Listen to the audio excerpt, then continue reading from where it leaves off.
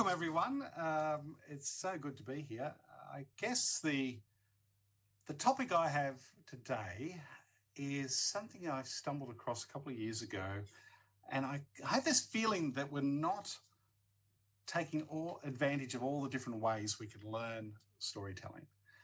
And if you like, the way in which we predominantly do it is we learn to story structures, we learn different patterns, and we try to build stories to adhere to those patterns and share them in all sorts of different ways in our organisations.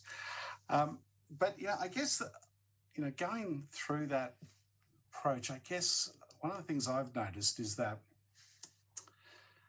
if you like, that's been the way in which typically we would teach storytelling. But if you think about how we learn language, especially as a child, no one's giving us those structures. No one's giving us, sort of ways of putting our words together. We're just immersed in language and we acquire it. And I think there's an opportunity for us to learn about how to acquire storytelling. So that's what I'm going to talk about today, is the acquisition of storytelling as opposed to being just merely taught it. And how does that change the way in which we tackle and try to get stories in our heads? I guess I first started thinking about this when I would go to big conferences and someone would stand up and speak. And I remember going to a conference actually with a group of bankers, and the leader of that organisation stood up, and he was a terrific storyteller. He would tell one story after the next and connected them all together and made great business points. And so after the session, I, sort of went up and asked him, so how did you learn? How did you learn to share, such great stories? And he just looked at me and went, I have no idea. I wasn't even aware that I was doing it, right? So there he was, someone who was such a great natural storyteller, had no idea how he picked up the ability to do it. And I thought to myself, how does this come about? Right? How does this come about that we have people, who really have no idea how they became storytellers? So I was on the hunt for an answer to that.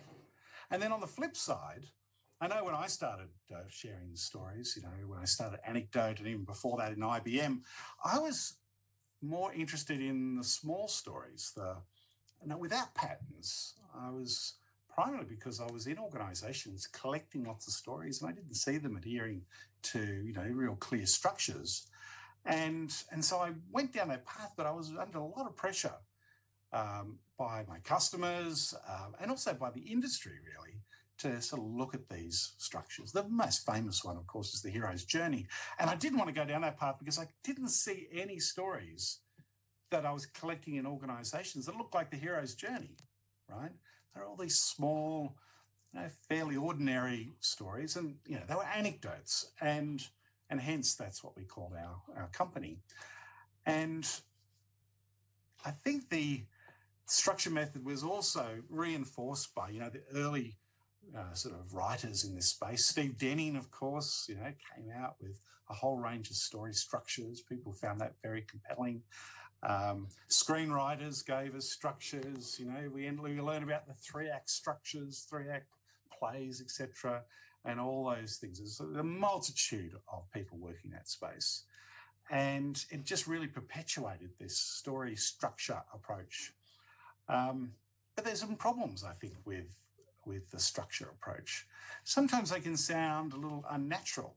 You can sort of hear the people going through the structure, and only the real adept can share, a story using those structures without that being evident in some ways. And you don't find those types of stories in business anyway, so you don't find them adhering to those structures. And I got a feeling too that they're harder to recall. Like if you're in mid-conversation, it's harder to recall a structured story than it might be just a natural story, a story of something that happened or something you heard that happened. I think it's very much like learning a new language, right? I know my wife and I tried to learn Spanish. We were using Duolingo, and then we went to Spanish classes.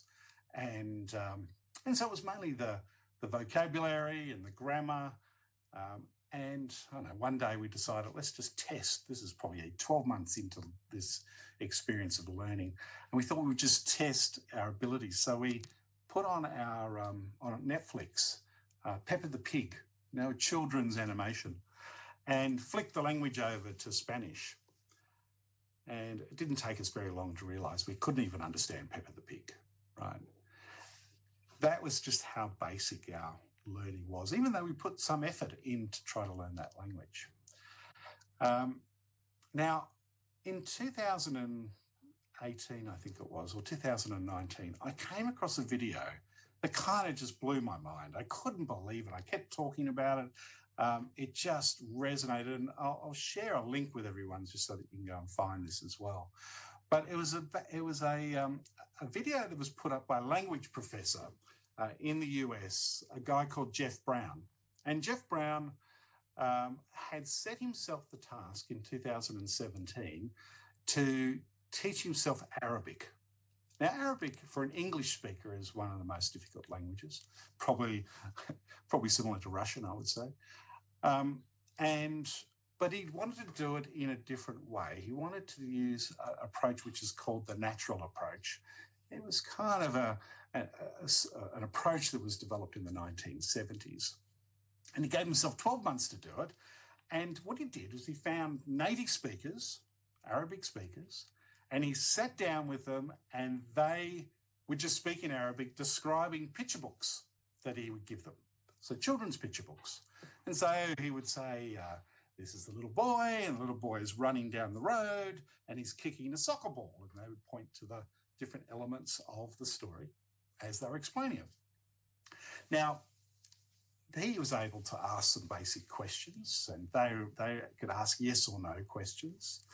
But at first it was just listening. It was just listening, trying to unravel what was being said, trying to match some patterns, etc. And then after a while, he started repeating back what he understood. And then I guess, without even thinking about it, phrases started to emerge, small things that he could say. Well, this went on. He put probably a couple of hours effort every day into this in getting people to just talk to him, right? And for him to talk back and have a bit of a very basic conversation to start. But over the 9 months, he was able to fly to Cairo and have full-blown conversations with people in the street. He would be in cafes, he would meet people, and was able to speak fluently. He couldn't really read Arabic, he couldn't write it, but he could speak it and he could understand it, he could hear it. His ears were tuned to that language. And as soon as I saw that, I thought, this is maybe how natural storytellers learn storytelling. They're surrounded by people who tell stories, right? They're in families where storytelling is just the natural way of communicating in that family.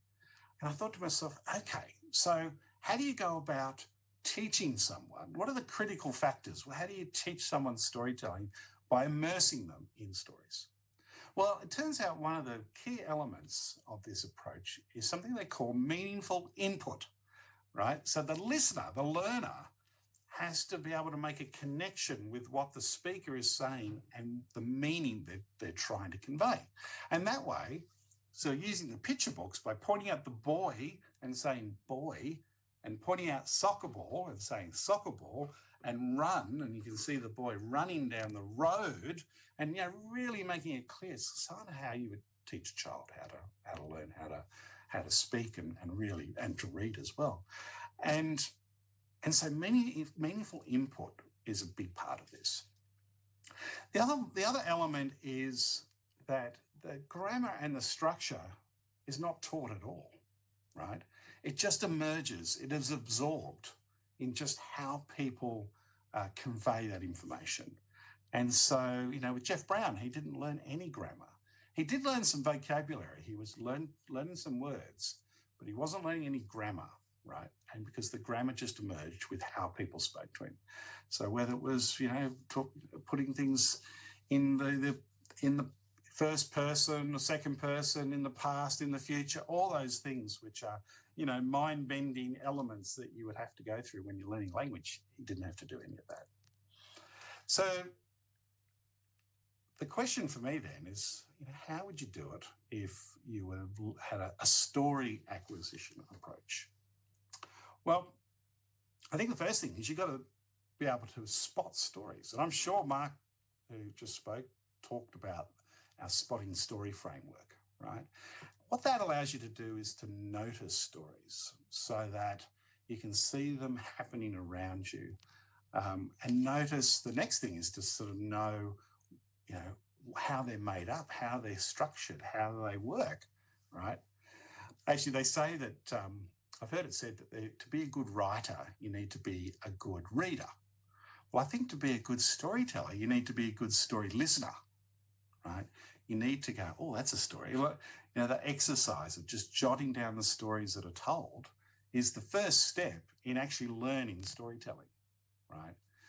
But then the next step, I remember years ago, I was doing work in IBM, and I met this woman who was sort of learning to become a journalist. And she was inspired by Benjamin Franklin, who also did this.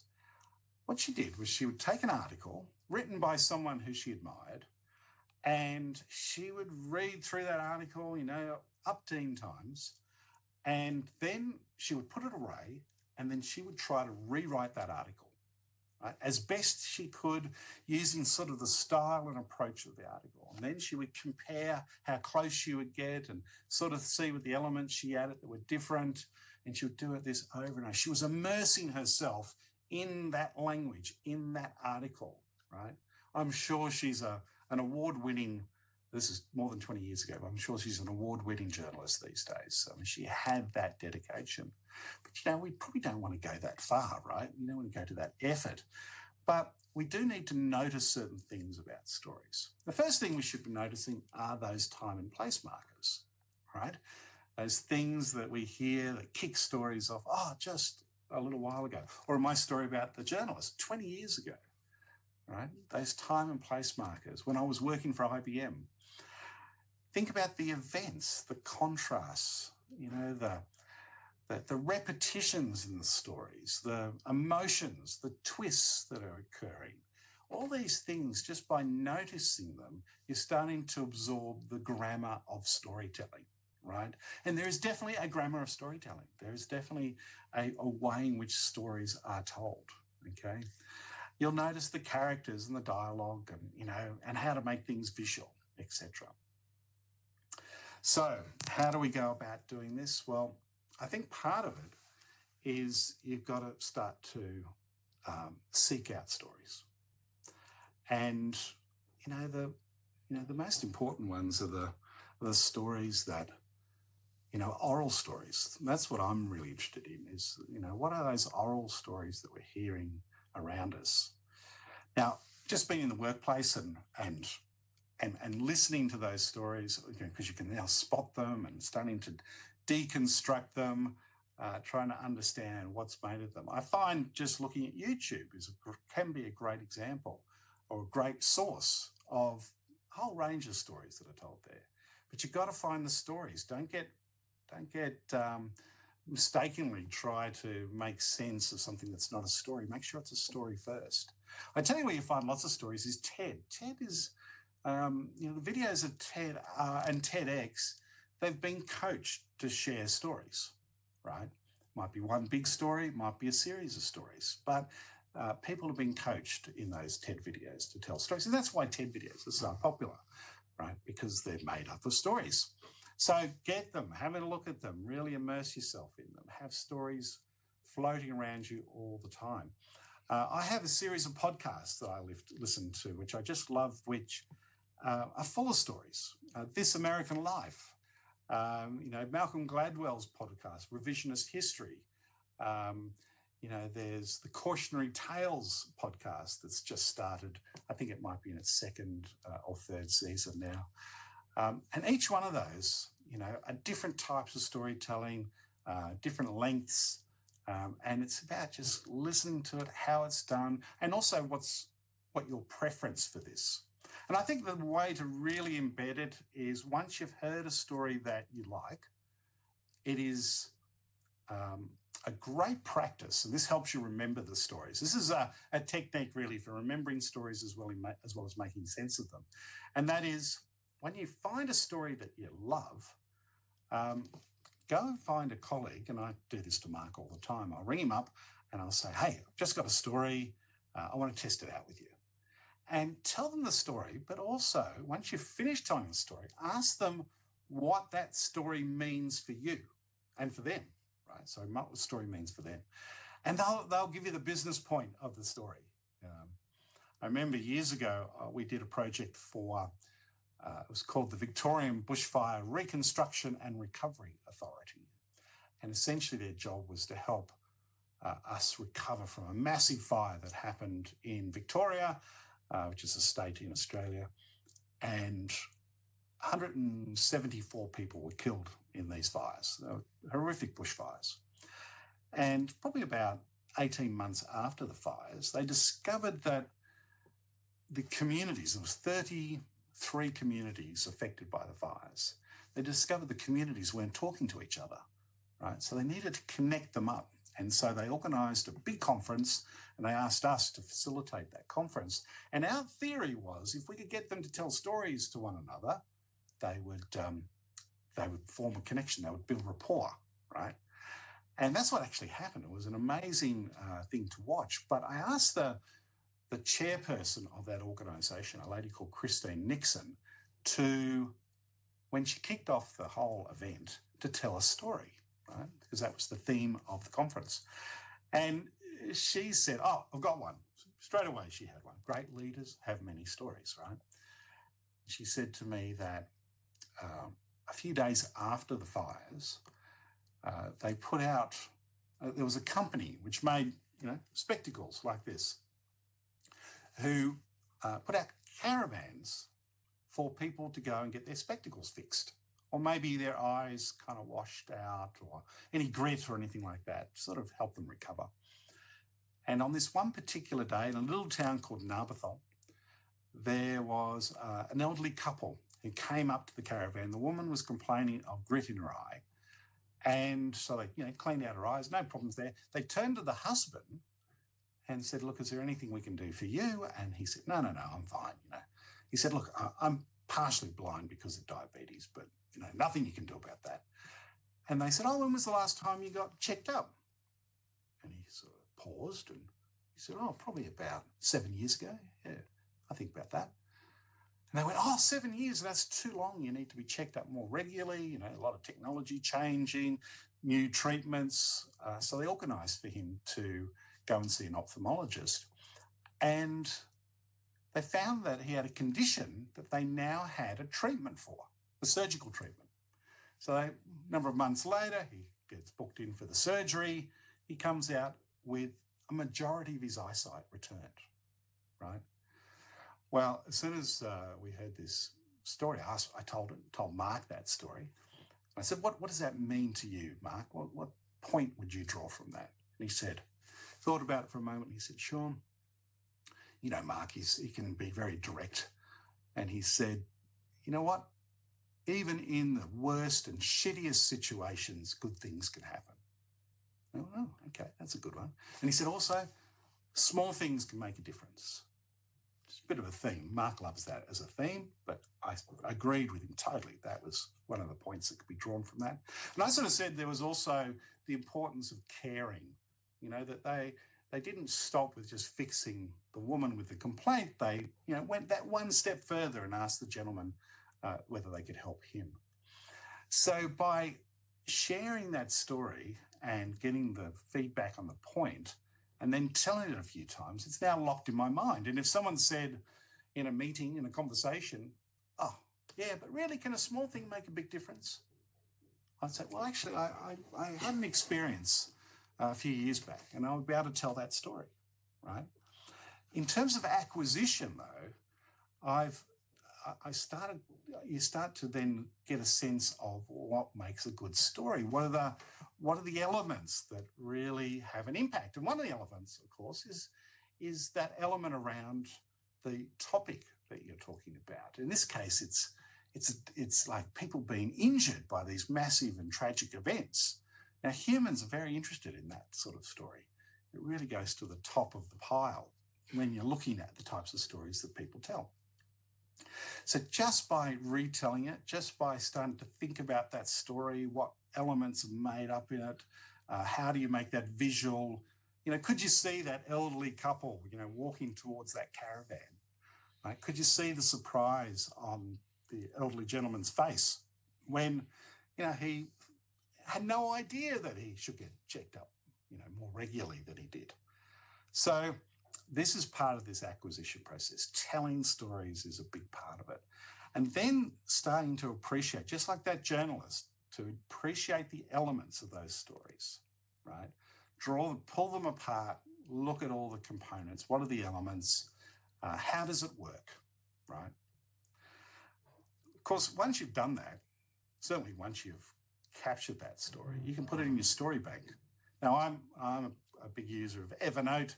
I put all my stories in there that I remember to put in. There's probably nearly 400 stories in my story bank. And I tag them up, I'll tag them, to whether they're, what type of story, what industry they come from, what geography they come from. Because as you move around and you're telling the stories to different people, they like stories that are most relevant to them, right? That they can connect to, right, in some ways. And I guess then it's about retelling over and over again, and through that process of having stories, flowing around you and having that opportunity to find and tell stories, you start to build up your skill in storytelling, okay? It's a less explicit way of doing it, no doubt about that, right? But it's something that you would do in combination of with the structured approach. We use the structured approach in Anecdote. Our structures are very simple, though. For example, our clarity story, which is all about helping people understand, why something has happened, is simply, in the past it was like this, and then something happened, so that's why we're doing this, so the future can be like that. But I call those types of structured stories sort of your set piece stories. You know when you're going to tell them. They might be in a presentation or a pitch or an important conversation you're going to have. But the majority of stories that you tell, right, I would say 80% of the stories you tell are just off the top of your head, off-the-cuff stories, help you make a business point. And to be really effective, they got to be in your mind, right? And you'll be surprised how many stories you can remember by just going through that simple process of noticing stories, of finding an opportunity to tell that to someone, having a conversation about the story and what it means, and then telling it 3 times, and lo and behold, you'll have a story in your head. Anyway, guys, I just wanted to introduce you to a different way of thinking about learning storytelling. I hope that's been useful to you. And I think Mark did make a note of our podcast. Of course, that's full of stories. It's one way to immerse yourself, the Anecdotally Speaking podcast. So you can go there and sort of just enjoy listening to, enjoy experiencing and reliving the stories that we tell in that podcast. And we've just had the 100th episode, so there's plenty of stories there to get started with. So back to you, Artem.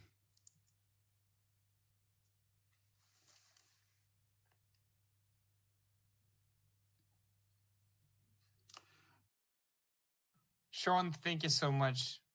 Lovely to hear that you can actually become a storyteller without learning per se.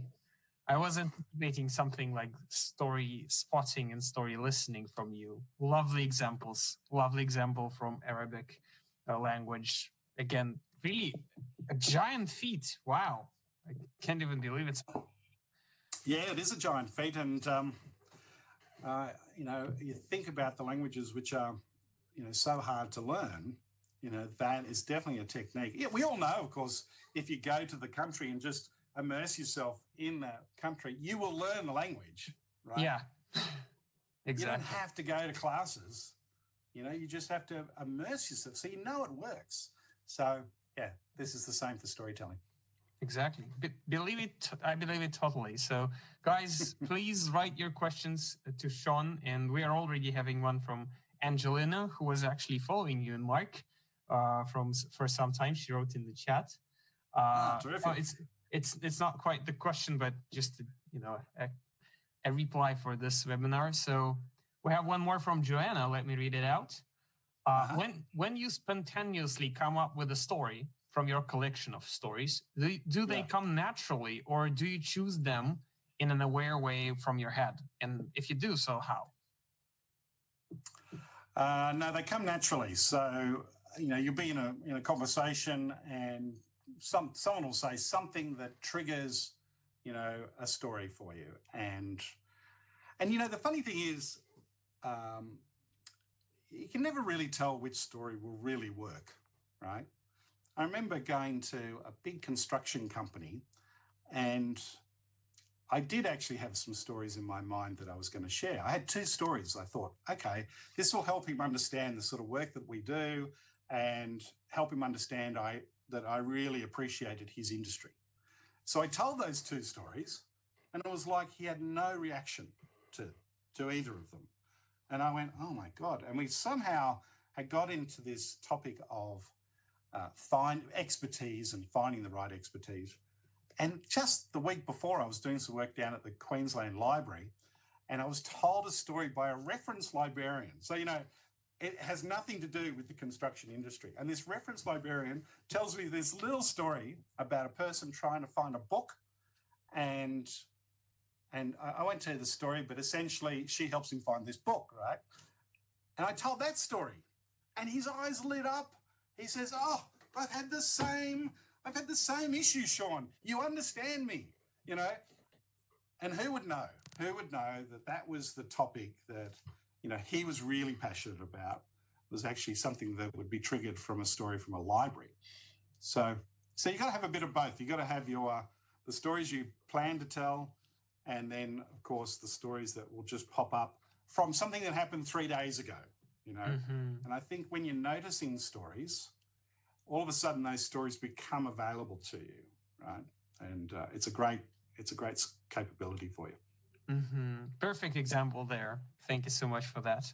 I'll just explore it a little bit further, because for me, this process of being conscious about which story you choose is something to work on, because sometimes I just sit in a meeting and I go like, oh, guys, I know that happened just a day ago, and I go into the story supposing that it will work.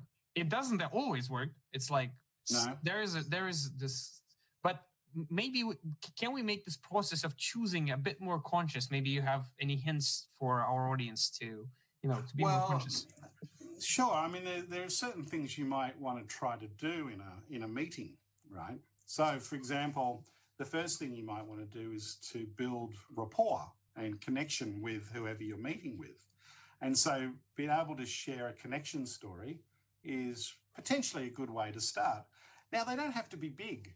For example, I had to meet with the CEO of a pharmaceutical company called Bayer. And, you're going to meet a senior person, so you do a little bit of investigation. So I jump on LinkedIn, and I find out that she was originally from South Carolina in the USA. Okay. Well, I happen to be born in South Carolina, right? So I walk into the meeting and I say, oh, I hear you're from South Carolina. I was born in South Carolina. And she went, oh my God, how did you end up in Australia? And of course, she gives me this open invitation, essentially, to give my connection story. And, it was like we were best buddies within the first 5 minutes of the meeting. Now, that doesn't always happen. Sometimes you walk into very cold meetings and you have to work kind of hard to build up the rapport. But I think part of it is to find little things that might be of interest to your, to the audience. And actually, Mike Adams taught me this, and it's such an important insight. He said, in a connection story, rapport is not built just by the person telling the connection story.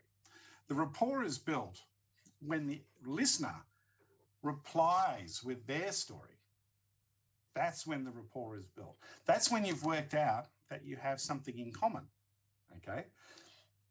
So you got to, when you share a connection story, you want to finish it by saying, I don't know, you say, oh, has anything like that happened to you? Right?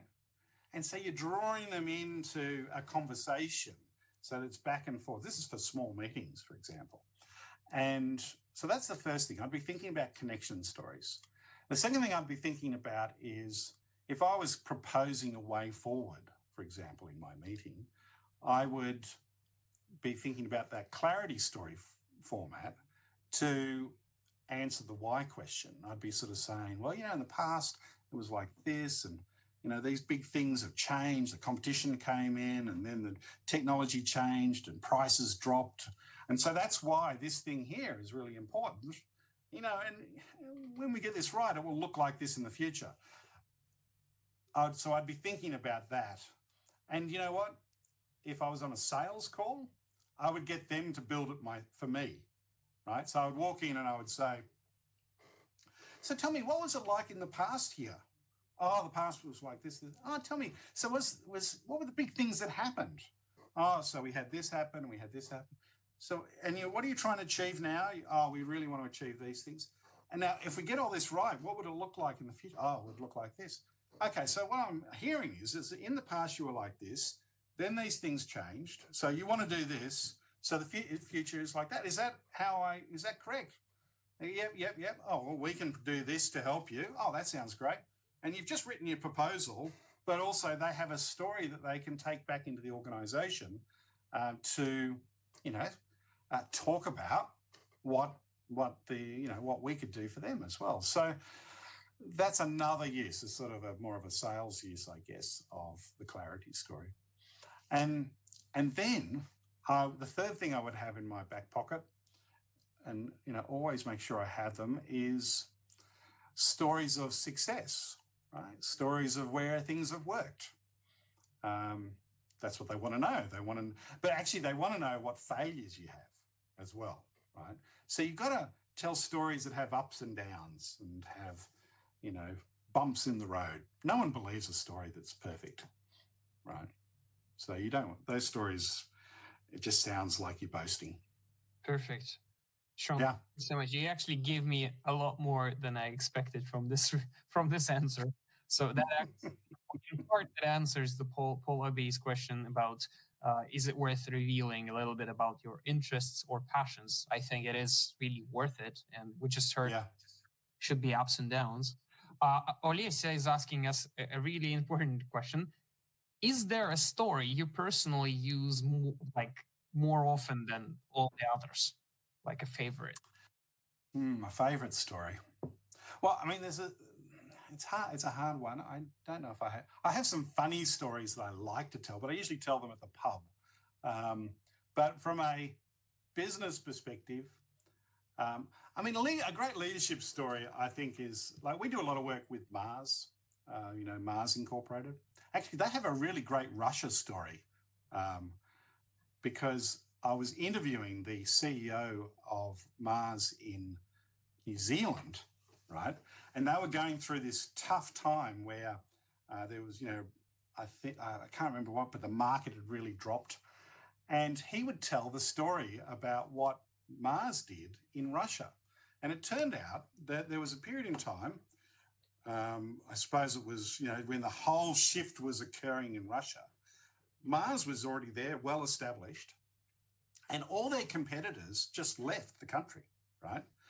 And they decided to, they had a big partner in Russia, and they said to the partner, look, we will allow you to sell the goods, Mars products, but we won't ask you to pay for them until you get to the point where you can afford to pay for them. And it was like, a number of years that they footed the bill, essentially, for this company to provide Mars products to Russia. And of course, what happened was when the economy did come back, this company became the biggest company in that market for those types of products, and ended up, being one of the best partners that Mars could ever want, you know, in any country. And so he was telling that story because he wanted partners like that in New Zealand. And so this is a story that he told. But the story I like to tell about Mars is about their chairperson, a lady called Victoria Mars. And if you know anything about the Mars family, it's a family-owned business. So you have a whole bunch of people with surnames of Mars. It's one of the biggest family-owned businesses in the world. And so, you know, the leaders of that business are billionaires, right? And so, you know, Victoria, but they're very humble people. They go and do visits. They don't want to stay in fancy accommodation.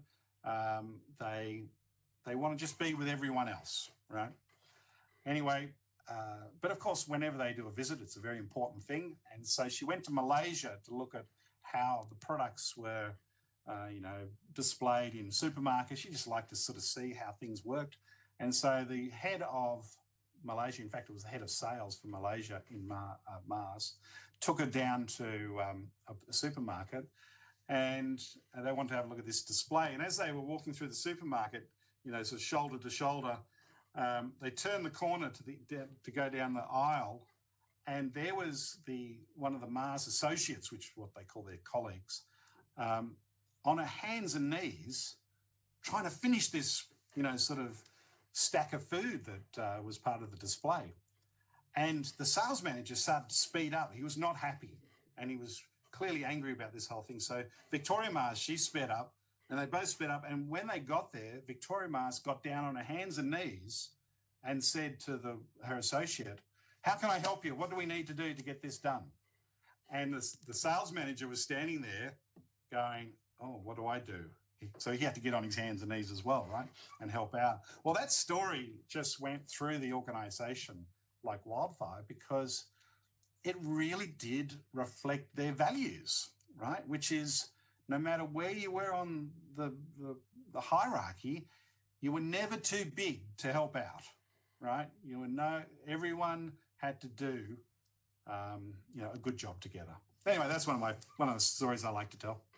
And, you know, just out of curiosity, Mark just told the story on the webinar. He's writing that you spend too much time together, but I really wanted to give you the space to tell it because you have a bit of a different approach to it, like different elements, the dialogues you used, the more spatial view Mark used. So again, for our audience, a great example of how the same story can be told with the same impact, but a bit differently. So thank you so much for this. That's good to know. That's good to know.